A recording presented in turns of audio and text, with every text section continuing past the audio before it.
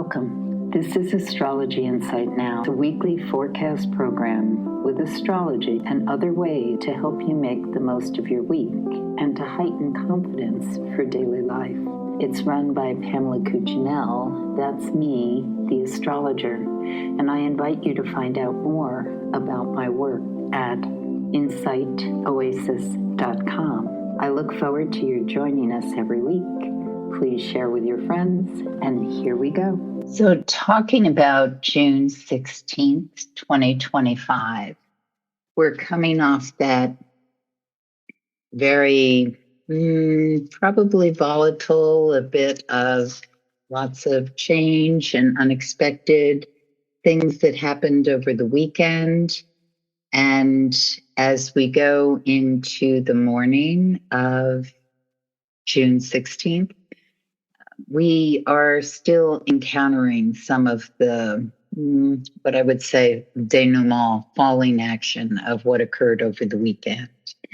Now, keep in mind that we are in a waning moon cycle. The new moon is next week, and that is a rather auspicious new moon, which I will talk more about next week.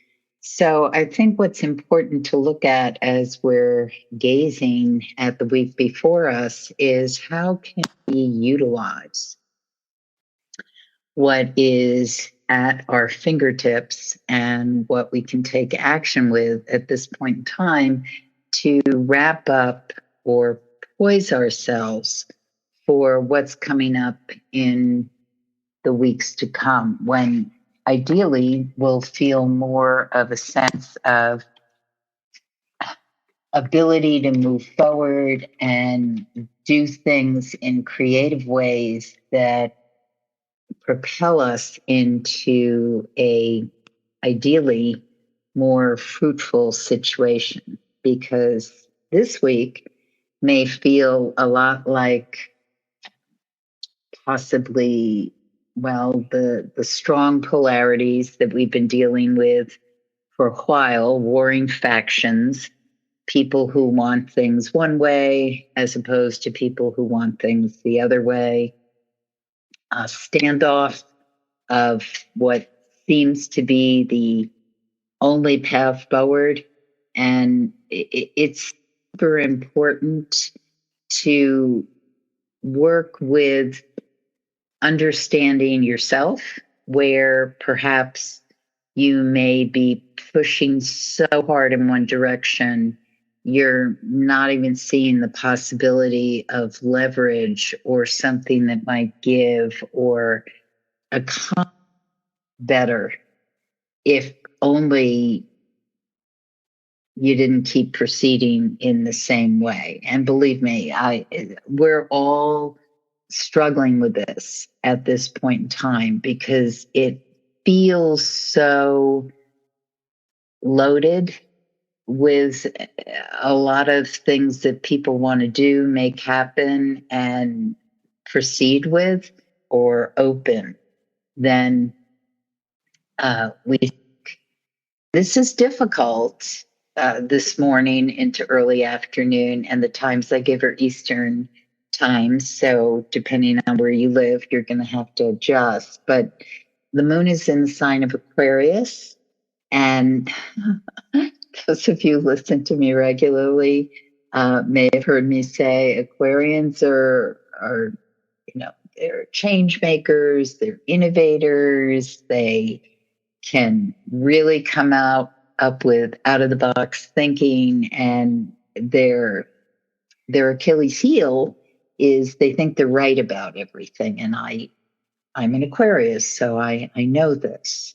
But I also know that is my Achilles heel. So I try to pay attention to that.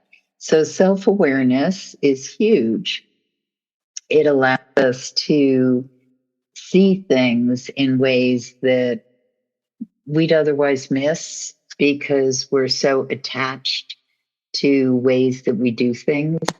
And I think that's one of the possibilities this particular morning into early afternoon, because we can confront the the force that is saying, it has to be this way.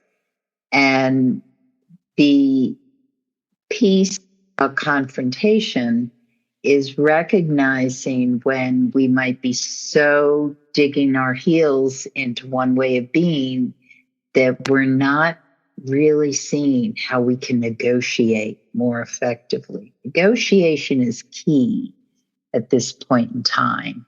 There's so many things we will benefit from by the art of negotiation. And there's a lot of challenging that's happening. And it can feel like righteous challenge, like I know from where I'm coming. And that is laudable. It's a great stance to feel the strength in what you want to achieve, but it doesn't always allow us a lot of negotiation ability and how we can work something to provide that opening, that give that we need in order to push in a different agenda, a different way of seeing and unfolding. And so I think the positive with the moon in Aquarius is that we can be open to this sense of brilliant revelation. But if we don't also look for how we can use it in ways that will be received and understood and embraced and accepted, it doesn't really matter that much that we have that insight inspiration unless we can find a way to deliver the message. And in this waning moon cycle, part of the possibility that can happen is we can see with clarity, especially perhaps on this morning and as we move into the next couple of days, which I'm going to talk about in an instant. But it may not be the opportune time to take action. And always when we're dealing with strong oppositions, in this case, I'm looking at the moon opposed Mars, we have an opportunity to look in the mirror and see, okay, how am I getting in my way on this? Because if something isn't going the way we need it to go, then it's super important to step back and look at, am I doing it the same way continually and expecting different results? Because that is a recipe for failure, of course. So how can I manipulate or shift it so that I'm still driving the point I need to make, but in a way that is not boomeranging back at me all the time? So it may be instantaneous and we get this like, whoa, this is how I deliver the message. Or it may be something that is seen, received, and we have to figure out new strategies. So now let's talk about strategies. So the moon goes void, of course, at 1:31 p.m. Eastern Time on Monday, the 16th. And then it enters the sign of Pisces at 2:09 p.m. Now, when the moon's void, of course, for those of you who haven't listened regularly, basically what's going on is that people's emotional response is not accepting or receiving whatever the message or intention is. There can be exceptions to this if the moon is hitting a point in a personal horoscope, but in general, we often say that the best thing to do when the moon is in void, of course, is to work on projects already in motion, prepare yourself for the next move forward. So clear off the desk, organize the closet, chill, do things that are not action oriented necessarily, because taking action once that moon enters the sign of Pisces at 2:09 p.m. is a lot more effective, and it's really effective actually on this afternoon. And that's because the moon is making a lovely picture in the sky with Jupiter. It's what we call a trine. So, trine, doesn't that sound harmonious? Well, it is. And Jupiter is the planet that has to do with good fortune, expansion, shared ideas, reaching out across oceans, bridging things. And so when it is in harmonious aspect with the moon sign, then oftentimes people can come together in a more melodious fashion, if you will. And that can be true for an individual. I mean, if you feel like you're at war with yourself or you're dealing with somebody who's conflicted a lot, this can be a period when there's more harmony in the situation, especially if the person has a lot of water and possibly earth in their horoscope. So I just overall see this afternoon, especially mid afternoon into early evening, as being a time when we can come together with certain ideas, or things can basically go well depending on what we're working on doing. Again, waning moon cycle. So overall, you're not initiating something. However, I don't see any problem with doing that at this point in time, depending on what the project is and what you're trying to pull off. Always, if you know where the moon is traveling and you're over these couple of days, it's in the sign of Pisces, then you can look at what that symbolism is for that area of life.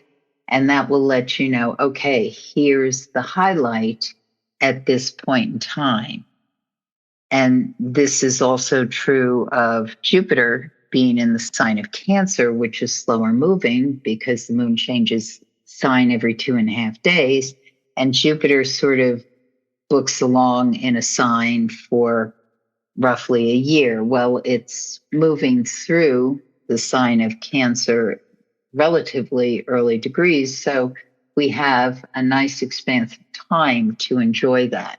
So if you know where the sign of Cancer falls in your personal horoscope, that's going to let you know what area of life is getting this extra juice of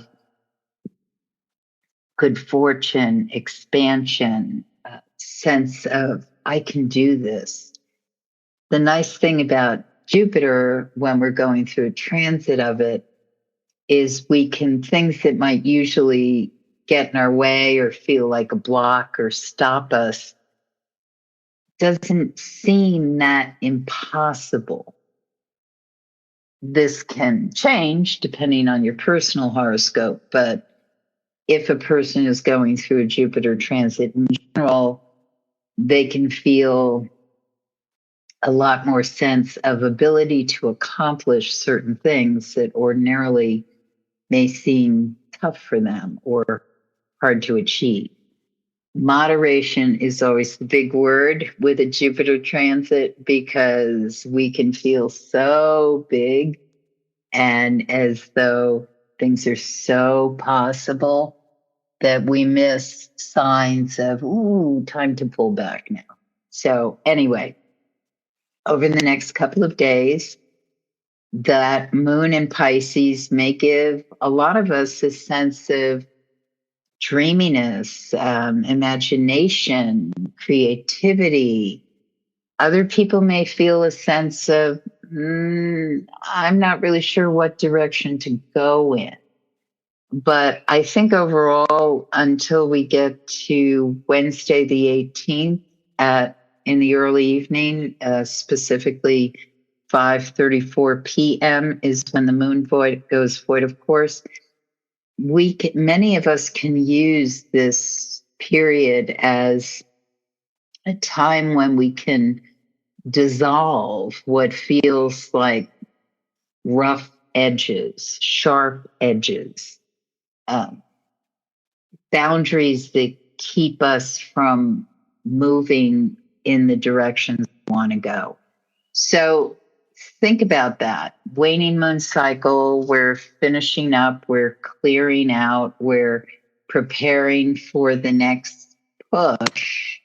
And ideally, as we move into the period that brings in the summer solstice and beyond, so especially when we get into full summer energy, we're going to be feeling more a sense of expansiveness in spite of a lot of chaotic energies. So it's a good week in general to look at what you might want to, as I said, dissolve or smooth out or erase. And I think the big word here, as I'm looking at this week, especially coming off of what might have been a very challenging week for many of us last week into last weekend, is what fears do you want to blow away? What fears are holding you back or stopping you? And anyway, so the moon enters the sign of Aries at 7:08 p.m. on Wednesday the 18th. And as it books along in that Aries energy, it wants to move, make things happen. And it's got a lot of drive behind it. Saturn is in early degrees Aries right now. So many of us may be feeling a real push that may have felt challenging to do over the past few years. I mean, Saturn will retrograde back into Pisces a little, actually starting in July. But with that shift into Aries, many people may be feeling that, okay, I'm going to burn through this and start to build.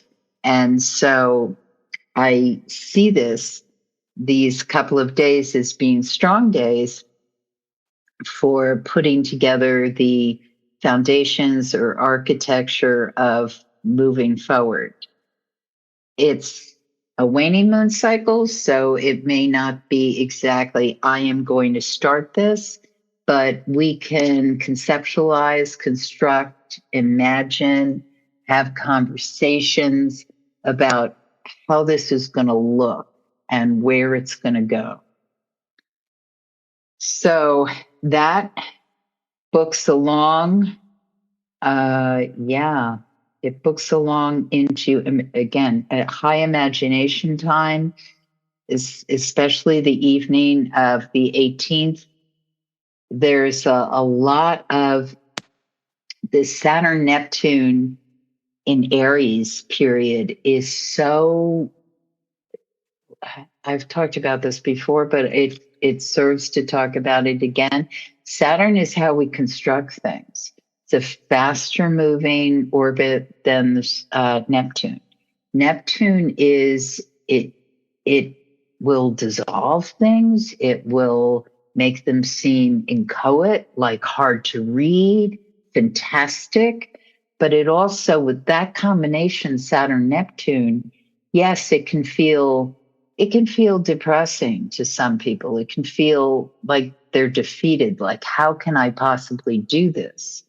But it can also feel like, well, because again, it's in the sign of Aries. So Aries ignites, it starts. So those two planets together feel more to me in this cycle like it's like, what do we initiate? What do we start? What do we imagine? What do we construct that's new, that's different, that hasn't been really thought out or conceptualized before?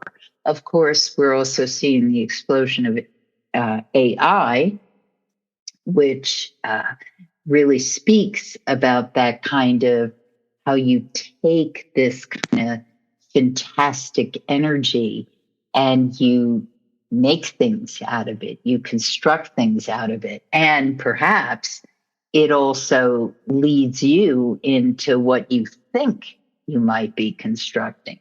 So there's a lot of ability at this point in time for us to see how we are taking these tools and what it is we're actually going to do with them.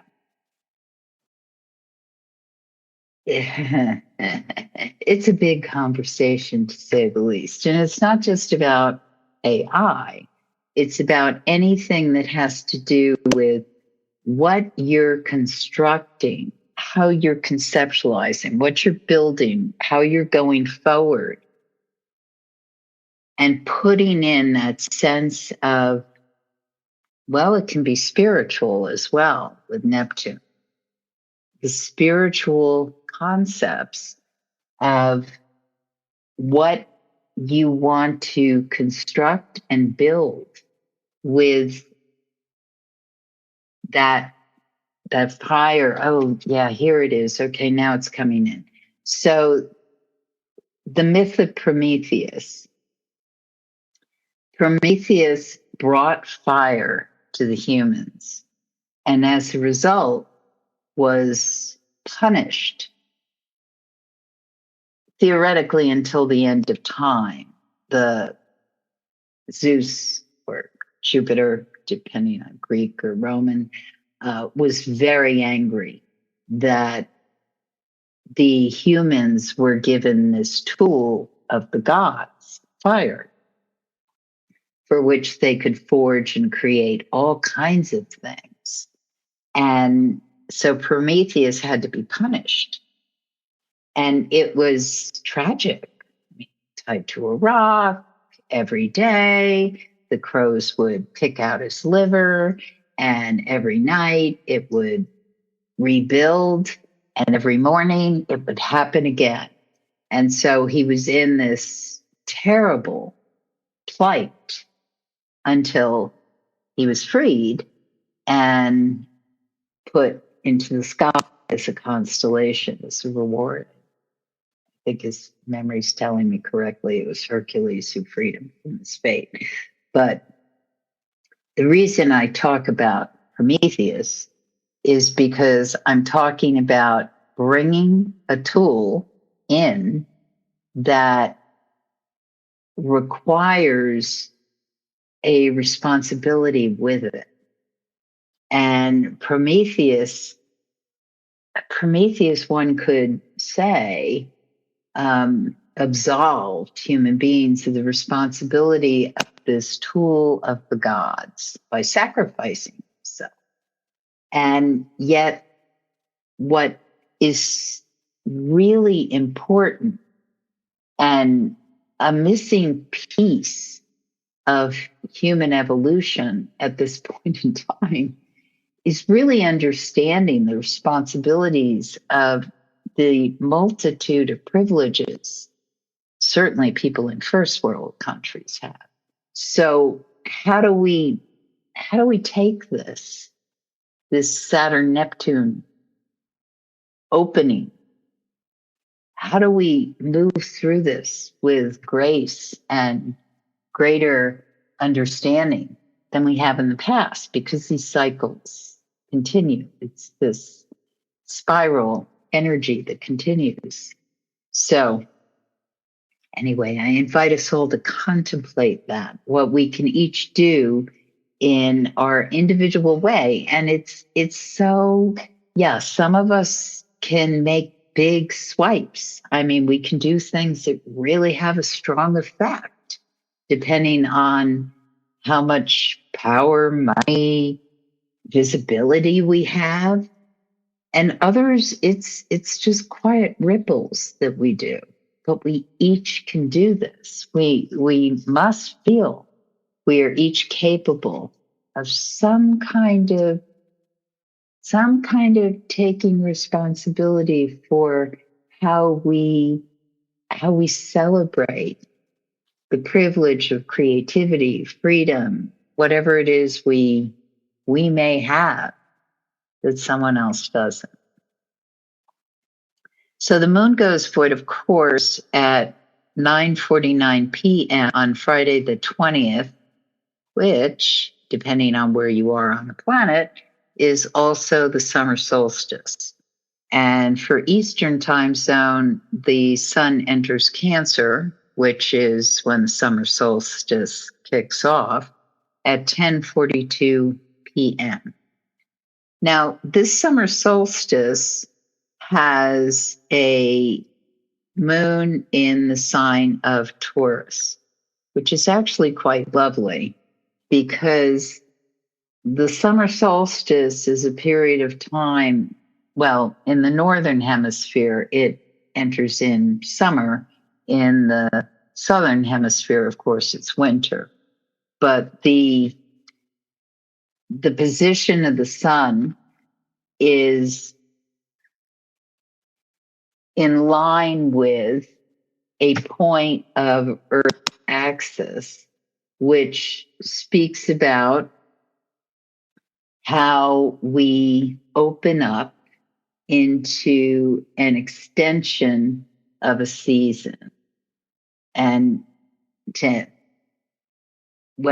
I feel at this point in my career that to always go on about the summer solstice when there's a winter solstice somewhere else is a bit tunnel vision. But so I prefer to just talk about the solstice itself.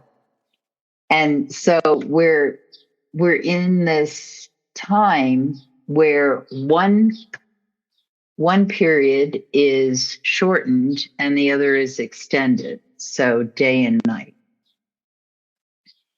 And the opportunity here is to look more clearly at what is that emphasis and how can we work with that in ways that are celebratory and in honoring the season. It's more confusing, of course, in a world where we can have light 24 hours a day or turn it off, blackout curtains and really create a tunnel. But we're still in this period that's about how we have a shift of emphasis of energy. And with the moon in Taurus over the next couple of days with the solstice, it's really speaking about, because when the Taurus is a sign that is so connected to earth energy, it's fixed earth. So it's stable. It's constant. And if you know a Taurus or someone who has a lot of Taurus in their horoscope, or you are one of the qualities of a Taurus is steadiness, one might say stubbornness, a resistant to transition. Not that it's impossible, but it's like, I'm here and now I have to go there. So everything has to be mapped out and really considered. So I think one of the things this is speaking about is the we're also at the end of Uranus in the sign of Taurus, going into summer, well, in the northern hemisphere. So this is a time traditionally of very challenging weather. And I think that we're going to see a summer of very challenging weather. And so it's another place for us to consider over the next couple of days. How do I set up, prepare, think in terms of challenging weather? And what can I do to accommodate that, work with it, and also recognize that this is where I am? And so the challenging weather is also a metaphor. It's not just about the earth and hurricanes and things like that. It's also about the continued tumult that we will see, especially over this summer, when that Uranus moves into Gemini relatively soon, which I will be talking about.